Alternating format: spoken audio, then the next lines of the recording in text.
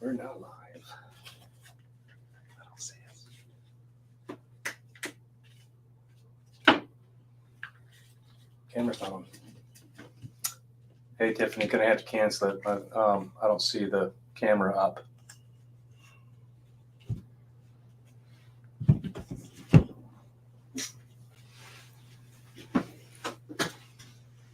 So we're having a technical difficulties.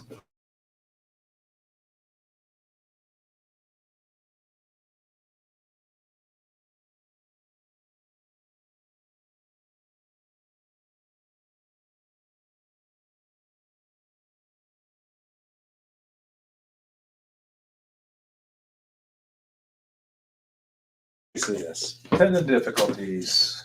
That one program tries to overrun everything.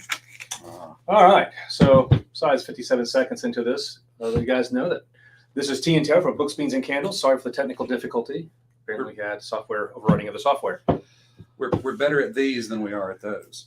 Well, I am anyway. It's like, pick yourself. Okay. Well, I'd like to invite you guys to another Tea and Tarot. My name is Mitchell. I'm Skaji. I'm Stevie. So we'll be doing the readings like always. We're going to do 3 different types for you, 3 different spreads, and talk a little bit about the cards and what they mean inside that spread. For those who are local, there's a couple of things coming up. The Krampus pictures, they're coming up.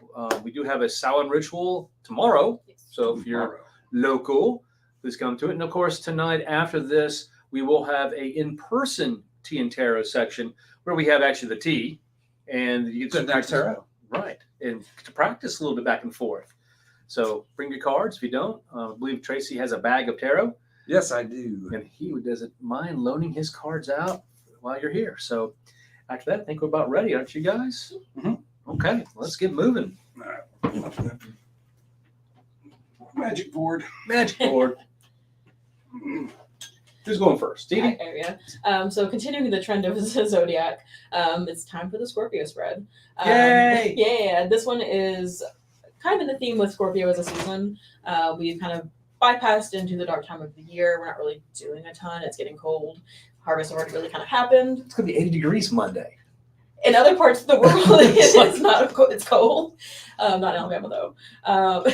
And so this spread is really about kind of exploring what's going on in the background during that time. It's a time of reflection and really kind of doing a little bit of shadow work, a little bit of reflection, and seeing what we want to kind of collect before we go forward to the next season. So with this one, you have cards 1, 3, and 5. They're all about kind of exploring the roots of what's going on in this downtime and untangling them a little bit. And 2, if I can talk, 2 and 4 are about what do we start doing with those things? What do we want to either manifest or work on or maybe unpack?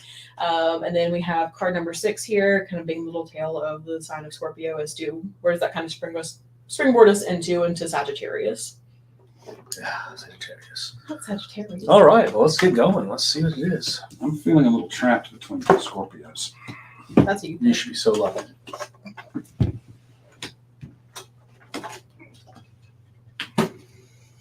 That's fine. So this is a spread that you can read in any real order as long as you can read them all together. It's a very sort of organic spread. Starting out here with our roots of the season, we have the Queen of Swords, the Nine of Cups, and the Four of Wands. So as we kind of look at those individually, we have our Queen of Swords, if I can say words today. The Queen of Swords has a lot of connotations of either a bitch or the bitch, depending on how you feel about her personally. She's very enigmatic and very sort of determined and ambitious. She really kind of picks her target and goes forth without a lot of qualms or without a lot of hesitation. It's a very driven card and a card of really kind of looking at how can I and I am going to. She cuts to the point, doesn't she? She cuts to the point with that big sword in her hand for kind of calling. What deck is this? What deck is this? The one that I have used every single time. It's the 1908 Rider Waite. How do you feel about the Queen? The Queen of Swords. I have mixed feelings about the Queen of Swords because she does, because she comes across in much the way you described. But when I think about people in my life that would be like this, my mother would be one of them. Sweet as she can be until you made her mad. Yeah. But she was never get loud and angry. It was just feel the determination radiating off of her. And she needed that to put up with my daddy, but it has that inherent strength too that you talked about, the determined and the strong will, which seems a lot of times in conflict with the nature of the queens themselves. Right. Now I always see that she always has one hand in most decks, except for the Heaven and Earth one. That one is not. But that one hand's reached out like she's helping. She's going to help you, but she's not afraid to lop your head off either with a sword. So it's definitely that duality. Is I'm here to help you. I'm going to be very direct and to the point, very dry. Yes. But don't cross me because I have this big ass sword here that I'm not afraid to use. That's very much a tough love card. Yeah. She's already holding on to one hand. It's really hard for you to get away if you. Yeah. For the second card that's a part of our roots, we have the Nine of Cups. The Nine of Cups is kind of a relaxing card. In the grand scheme of things, you're really moving towards the destination within the cups itself. And the Nine of Cups is very much, we get to have that break. We really get to look at the fruits of our labor, the emotional kind of abundance that comes with it, and just kind of vibe a little bit. It feels good that we've gotten this far. We get to take that break with that sense of pride and enthusiasm. At the risk of just staying there, there's a certain sense of procrastination or just kind of settling. But it's nice to really look at all the things that you've done and just luxuriate a little bit and feel very good about yourself. And I sometimes, especially the way the Nine of Cups is portrayed in a lot of decks, aging myself, I call him Norm, as that barfly character in the show Cheers was. He's just always there, and in most cards he's shown with a smile on his face. Now either that's because he's got a great big old buzz, because he's been into his own cups, or because he's just happy with what he's got. You don't have all the cups; it's just a 9. But he seems satisfied with where he's at. Mitchell's not paying attention. I'm sorry. I got my thing going here, man. I'm sorry. And then with our final root, we have the Four of Wands. All of our fours certainly have that sense of stability, that sense of kind of groundedness in some way, shape, or form. With that Four of Wands, it's kind of this little image of a marriage or of this kind of celebratory union of sorts. With our wands being the action, the fire, it's sure there's unity, there's stability, but also it's that kind of jumping off point of, so what do you want to do with it? A lot of the things that might have been destabilizing you have settled down a little bit, but in a way that really spurs more action as opposed to maybe some of the other fours that are just like, we're just going to sit right here forever. The Four of Wands is very much now we got tools, let's go. And I see most of the fours as related to that earthy stability aspect, and also see that as a process of manifestation, things coming into being. And so with that energy aspect, you're right. It really is a time to act card. So with those being our roots, we can start looking at kind of what's growing forth from them. And you can use this as either a traditional kind of pyramid set where you can look at these two cards and how they feed into that top point. Is how I recommend using them, or if you just want to go off, you can. But to kind of look at how these affect the King of Cups reversed. We have our Queen of Swords and that Nine of Cups. It's definitely, you have all this ambition, you have all this drive, and you have all this kind of willingness to go forth. But there's certainly that sense of emotional dissatisfaction with him being reversed. We thought this was good and stable. We thought that we had kind of the right idea, but what's wrong? Especially with that Nine of Cups, maybe you're just settling. And it could be one of those things where you cook something new and you're going, it needs something. Right. Why does this suck? Why does this taste bad? The King of Cups gets typecast, I think, as like a father figure where he just has all this emotional bandwidth and this emotional breath to just take care of you and nurture you. And so he can very much stretch himself a little bit too thin or kind of misjudge what's actually needed in the situation, especially when he's reversed. We plotted and we planned, but maybe you just kind of plotted off in the wrong direction here. Yeah, the reverse, I always look at him as the eternal male 4-year-old. Yeah. It didn't work out and I'm mad. Yeah. Well, it's like, it's the adult male who's really immature. He's always got that 4-year-old mentality because he hasn't grown up yet. Right. So how he's dealing with it is not the most obviously mature, but like a child would deal with it. Less, more in the emotion and less in the stability aspects. Right. Because I read the Kings as associated with Earth, and that's different than some folks do. Sure. And then we have our Two of Pentacles also reversed, and feeding from that Nine of Cups and that Four of Wands. It's almost like you stabilized here with that Four of Wands, but in order to actually start getting things out of it, it requires destabilizing yourself again. There is no real sense of balance quite yet. It's good that you got it, but May require you a little more negotiating on the end.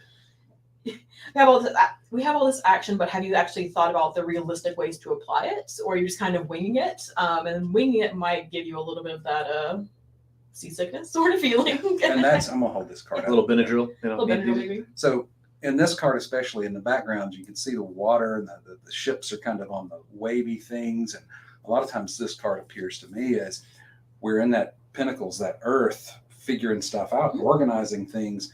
But what we're not paying attention to in the background are the emotions that are influencing those choices. And so it talks about being mindful of what's going on in the background. Right. And so when you look at the kind of roots here of you have that ambition, you have that sort of self-satisfaction, you have that stability and that willingness to go and do more. But as you start doing and going and expanding, we have our King of Cups and the Two of Pentacles reversed. And it's just great. You have all that enthusiasm and all that good shit. But like, what are you actually doing with it? Were you prepared to actually look at the emotions of it? Were you prepared to actually take it on in a responsible manner? Or were you just kind of winging it? And how's that shaking out for you to start moving forward? How are you going to deal with it? And for kind of moving into the Sagittarian aspect of things with the Lovers is like an outlook or an outcome. Okay, it does require a lot of newness though.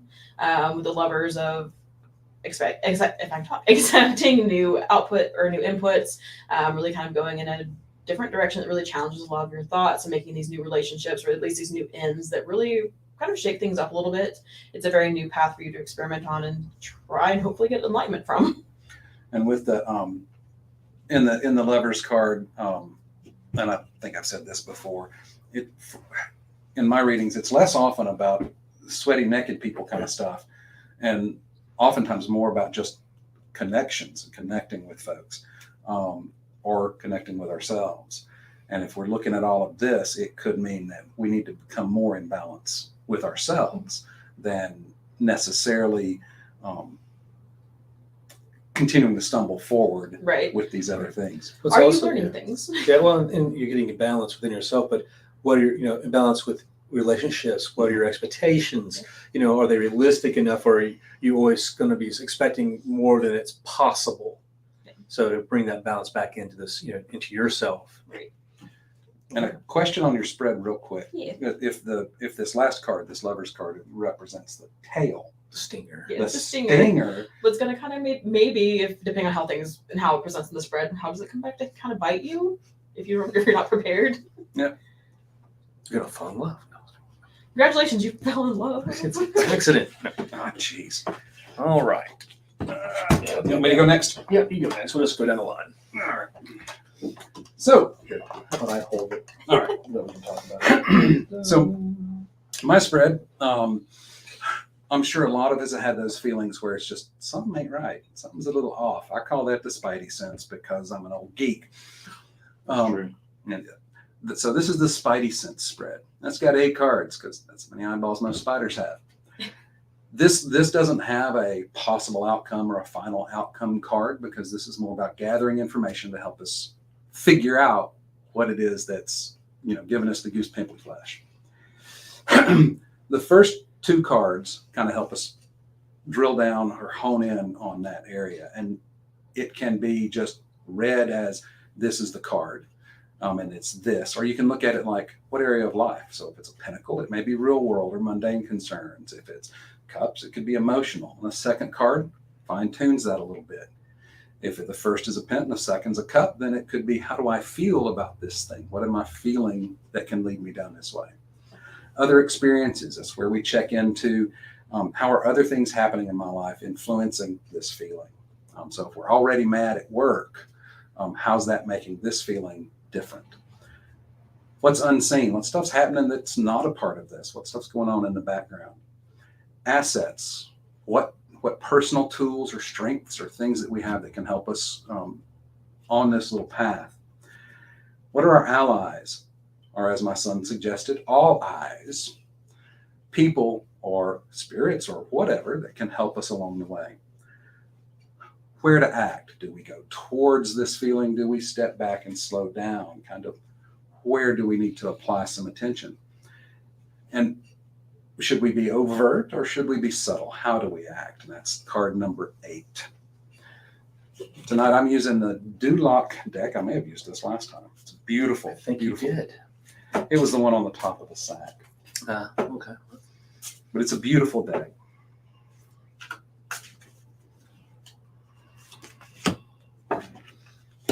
Oh, geez. Oh, that's because I wasn't reading reverses last time. So they're all going to be reversed. That one was. That one was. Fine. Just take them how they come up. All right. So for card one, we have the 6 of Swords, and that one shows a dude in his boat trucking along like we see in a lot of decks. But it doesn't seem like that there's anybody there driving this boat. So, but with that sword aspect, it could be with a perception or how we think about stuff.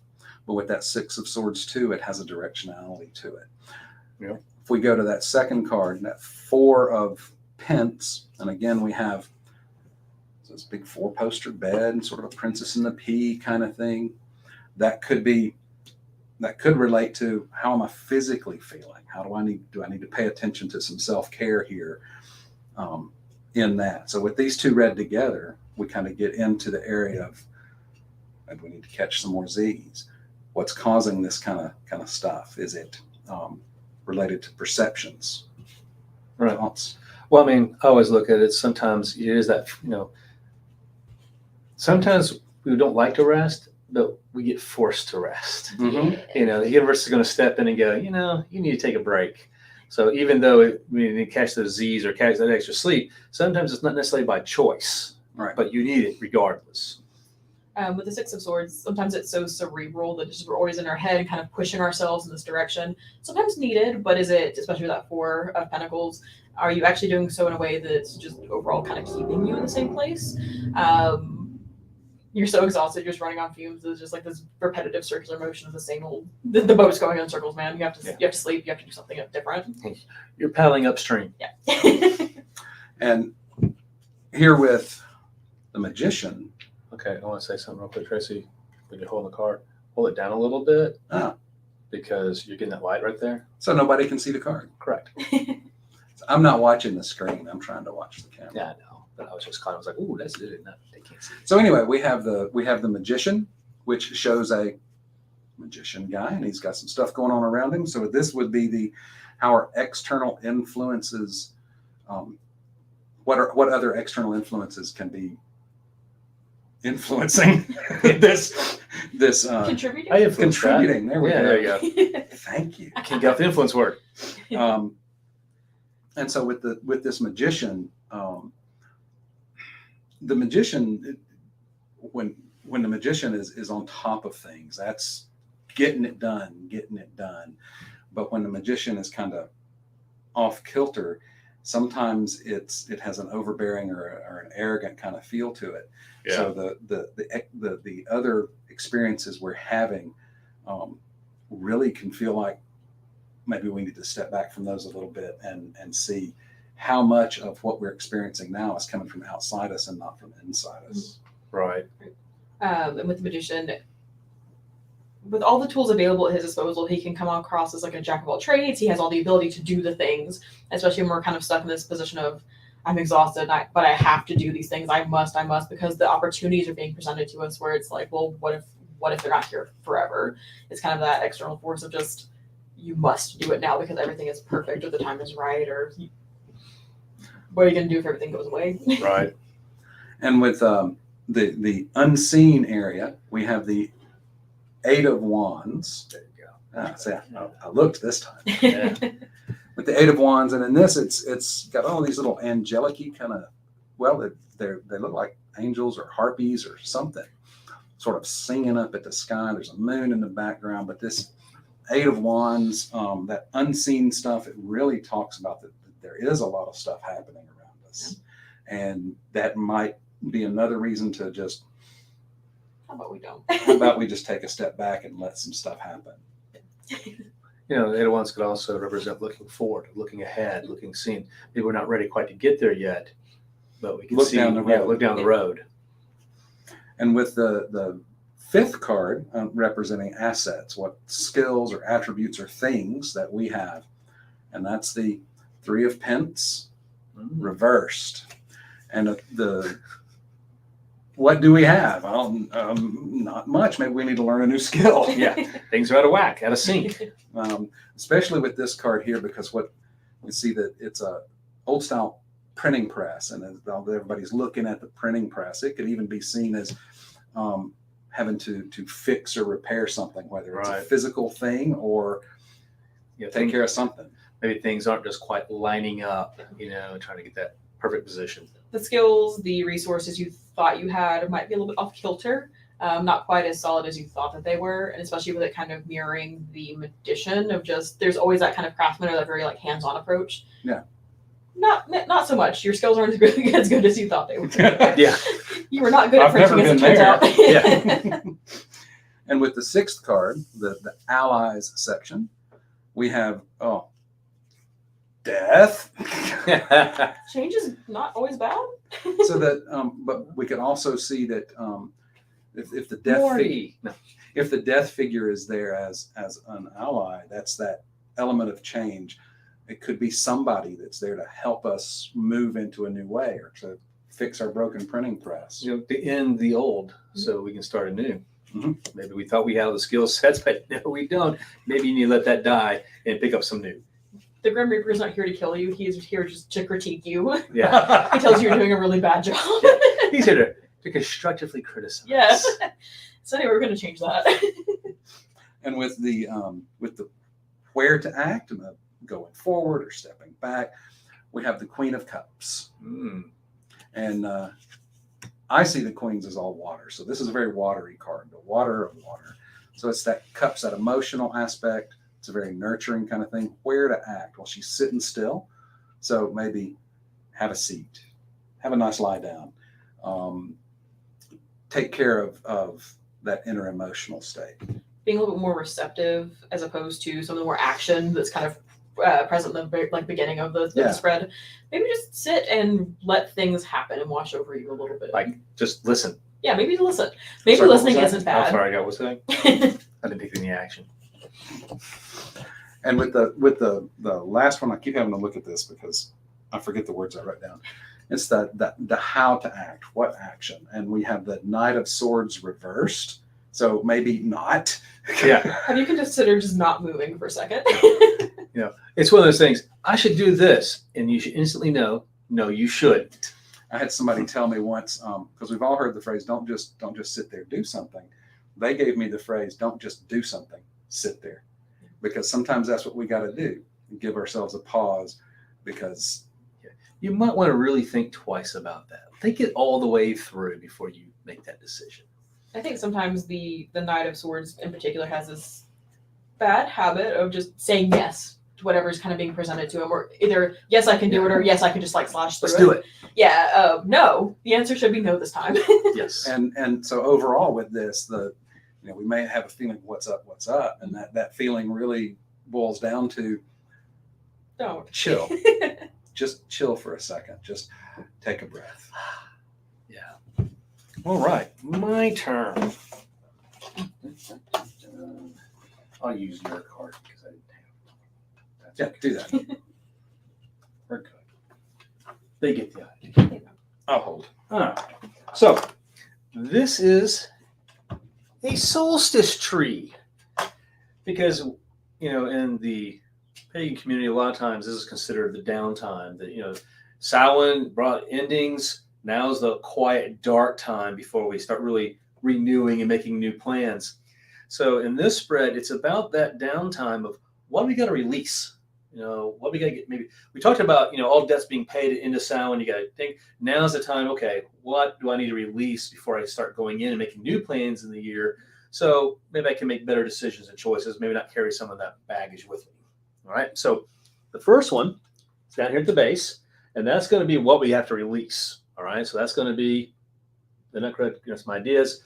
Card 2 is the physical thing part of it. 4 is the emotional part of it. 3 is the blockage. So 6 is going to be the physical, how to handle the physical part, advice. 5 is the emotional. And 5, I call it the outcome, but really it's not the outcome. It's what you can look for if you release this or don't release this, what's going to happen. What you can expect moving into the new year. Yeah. Okay. All right. I'll be using the Heaven and Earth. You have 2 5s. That's okay. I still in your cards. It's really a 7. It just doesn't look like a 7. Imaginary 7. It's imaginary 7 plus 2. There, There. it's a real 7. Now it's a real 7. Make Tracy feel better. All right. So let's do this spread. I probably should have shuffled these before I started. What the hell? That's fine. Look at the last person's reading. Ooh, Sorry, last person. Yeah, they're really not good now. All right. So we're going to go here, here. Yep, that was a bug.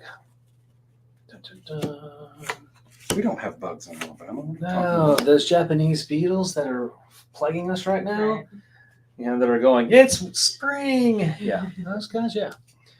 All right.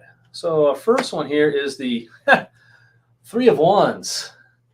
Looking ahead, seeing where you're going. It's often about always looking to the future, always looking ahead. And which is normally not a bad thing, except if you're not looking down to see how to get there. There comes a time when it's time to poop or get off the pot, as they say. Right. So because he's not started moving yet. No. So maybe in this case, releasing is going to be that hesitation that, it's always, I talk a good game, but I haven't done the game. I haven't made that formation. So this would be time to maybe stop the procrastination. So the physical, the 7 of Pentacles.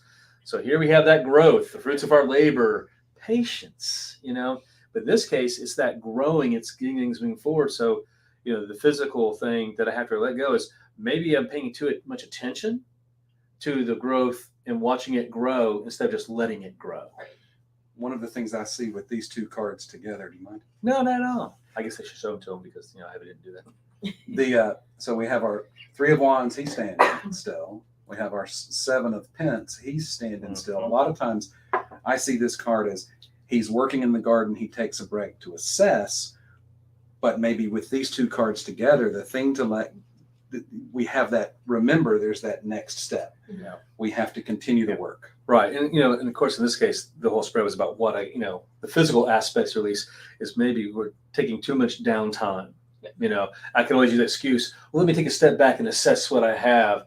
And it's just another form of procrastination. Right. It's not stepping up. If you take a 15-minute break every 30 minutes. Yeah, it's hard. So we're going to jump over to this one. And the emotional side. Okay, so now we have the 8 of Wands. Fast, high energy, moving forward, looking ahead, racing, go, go, go, go, go. And the emotional part may be that anxiety that can come from that. I gotta go. And then you're not really moving at the same time. So it's kind of that frozen with just I gotta do something. What is it? Yeah, it's sort of like it's sort of things. It's so big, I don't know where to begin. Right. Again, a little procrastination problem. So our blockage, a Hierophant. Maybe we're too entrenched in that dogma, too entrenched in that structure. It has to be this way. Just right. Just has to be just right, or I can't do it. And it's like, yeah. How do other people? How do my community? How do X, Y, and Z? How do they view this thing? Well, and it's always one of those things. Oh, if it's not right, I can't do it. Yeah. Well, when's it ever going to be just right? It's sort of another basic method not to do something. Right. It's just one more, little. I don't say procrastination every time, but it's just one more excuse. It's almost so perfectionistic that you can't move or do or change or whatever. Because it's not going to be. Yeah. We can sit there and keep stepping back and looking at it like the artist steps back and looks at the paint and go, oh, I got to fix this one thing, and then you just tweak it too much. Yeah. And for example, I was cooking a Boston roast, barbecue, had it perfect. It was almost ready, but now I'm going to put a little more wood chips on it. And turned it and come back and it was black. It was still good, but it was like if I just freaking left it alone, it would have been just. It'd been perfect. Just taking it out instead of going just a little bit more, just a little more. If I just grabbed the damn thing, pulled it out when I should have, then it'd been perfect. It'd been right. It was great. It was wrapped in bacon. It was really, Yeah, no, it was just like, oh. All right. Our advice, the Knight. Now, this is interesting because this is the physical side of things, but it's an emotional card. It's that cup, it's stepping up. in this case, it's going to be a little bit of both. I see that as the emotional aspect to force myself to physically step forward. Now, you notice this knot's not really moving. It's really somewhat stationary because it's sort of getting that emotional challenge, that meeting that, and maybe it's time to sit and go, okay, set the emotions aside. Let's step up and be the knight of action. Because knights are action cards, and make that happen. And if we think of the knight as the Knight of Cups as an emotional actor, they're the ones. Quick story.